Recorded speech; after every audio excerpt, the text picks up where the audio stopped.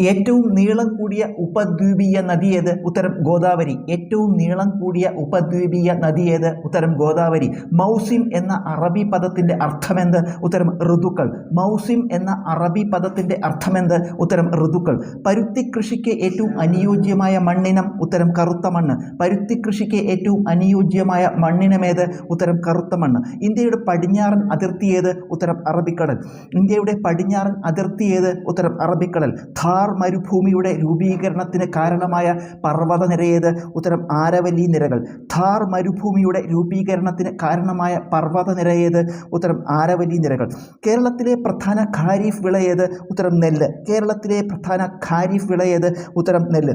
കേരളത്തിലെ കിഴക്കോട്ടൊഴുകുന്ന നദിയേത്? ഉത്തരം പാമ്പാർ. കേരളത്തിലെ കിഴക്കോട്ടൊഴുകുന്ന നദിയേത്? ഉത്തരം പാമ്പാർ.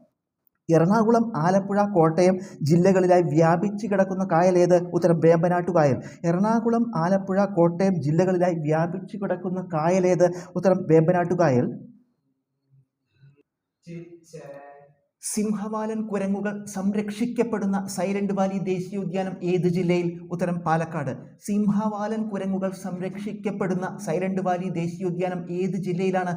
ഉത്തരം പാലക്കാട് ജില്ലയിൽ. കേരളത്തിൽ ഏറ്റവും കൂടുതൽ ദേശീയ പാതകൾ കടന്നുപോകുന്ന ഭൂപ്രകൃതി വിഭാഗം ഏത്? ഉത്തരം ഇടനാട്. കേരളത്തിൽ ഏറ്റവും കൂടുതൽ ദേശീയ പാതകൾ കടന്നുപോകുന്ന ഭൂപ്രകൃതി വിഭാഗം ഏത്? ഉത്തരം ഇടനാട്. ജലസ്രോതസ്സുകളെ സംരക്ഷിക്കാനുള്ള ഹരിത കേരളം മിഷൻ പദ്ധതി ഏത്? ഉത്തരം ഇനി ഞാൻ ഒഴുകട്ടെ.